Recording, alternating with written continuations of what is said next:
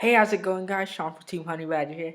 Out to bring you guys possibly the biggest news ever in Vanguard that we've gotten since Stride has been revealed. And it is about the all new G Guardian. And the fact that our G Zone has increased to 16 cards. Like, what? So, I'm going to be breaking down everything for you guys to make sure you guys understand this whole thing fully. Um, and make sure that you guys are very successful going into the new era of Vanguard. So, Bushira revealed this page, which I'm going to leave a link to down in the description box. And I'm going to reference a few Vanguard tubers that I talked to today over their thoughts on it. So, what is the G Guardian? G Guardian is a defensive unit that allows you to protect yourself from an opponent's attack. With the introduction of G Guardians, our G Zone can now be played, can have 16 cards.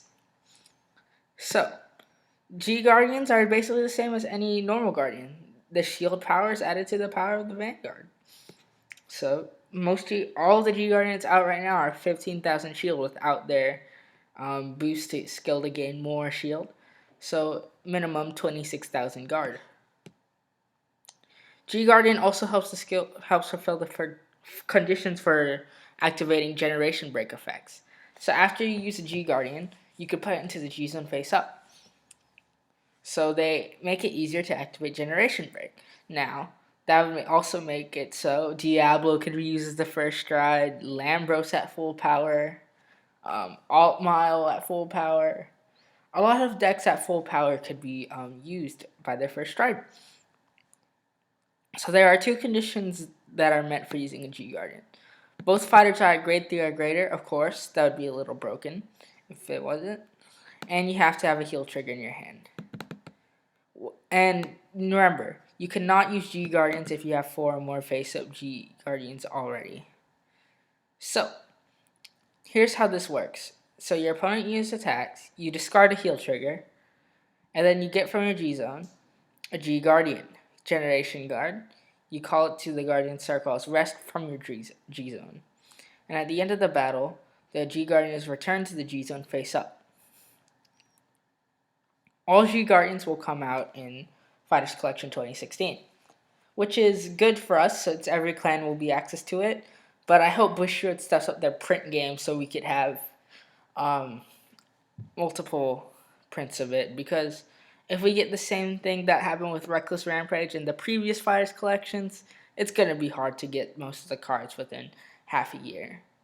I obviously think that they're going to be printing higher rarity G Guardians with different effects, but still, I think it's best that they do a high print for the set so every clan could get G Guardians at a low cost since newer players are coming into the game.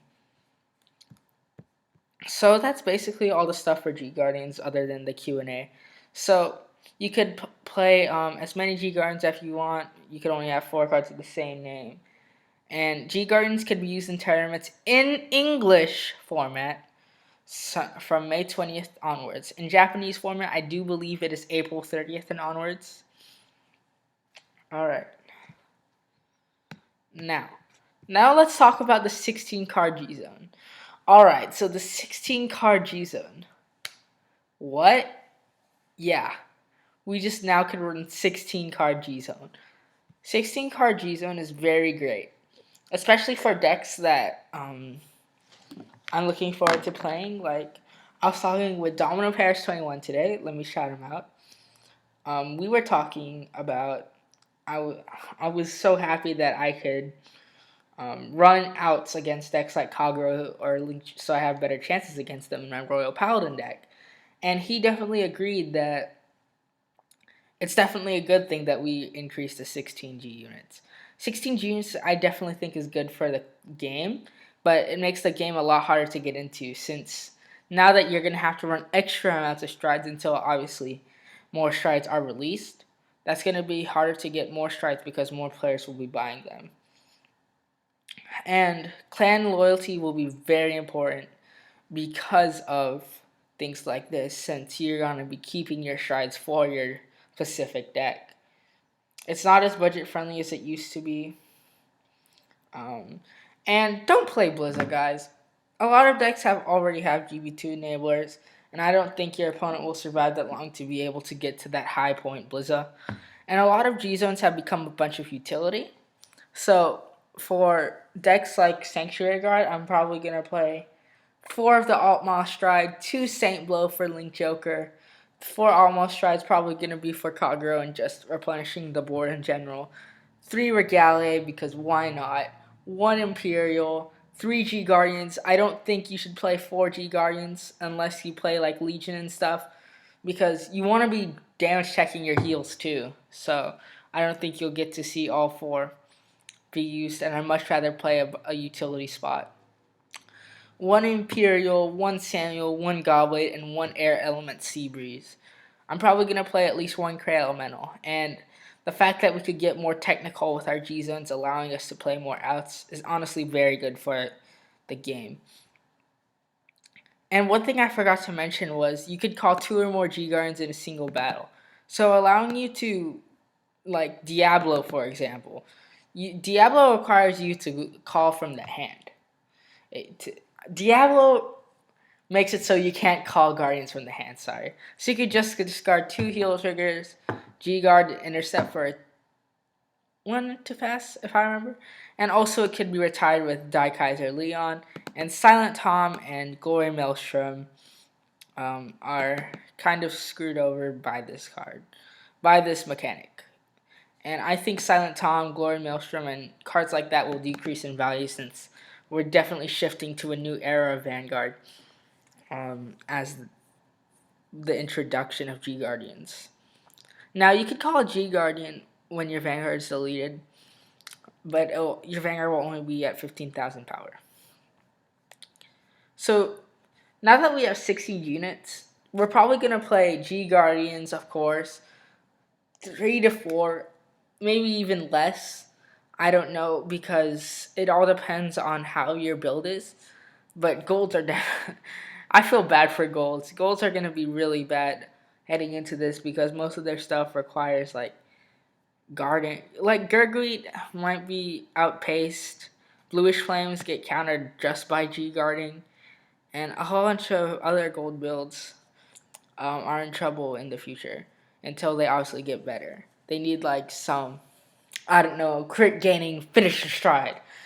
But definitely watch out for the secondary market. We're going to have to keep an eye on the secondary market these days because I think a lot of cards are going to go out of stock and stuff like that.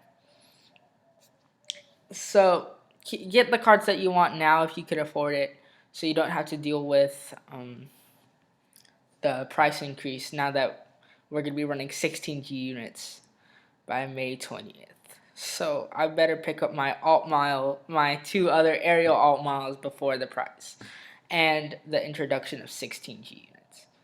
So anyway, guys, that's pretty much my thoughts on it.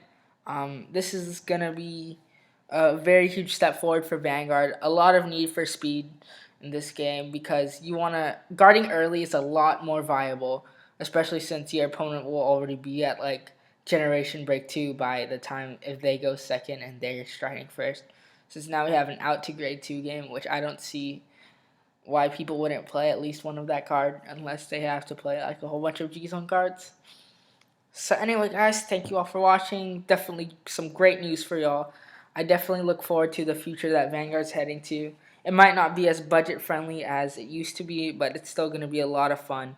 Bush Road, it keeps improving the quality of starter decks, and I definitely think they'll make this game as affordable as it was previously. Thank you all for watching, and I'll see you all next time. Bye.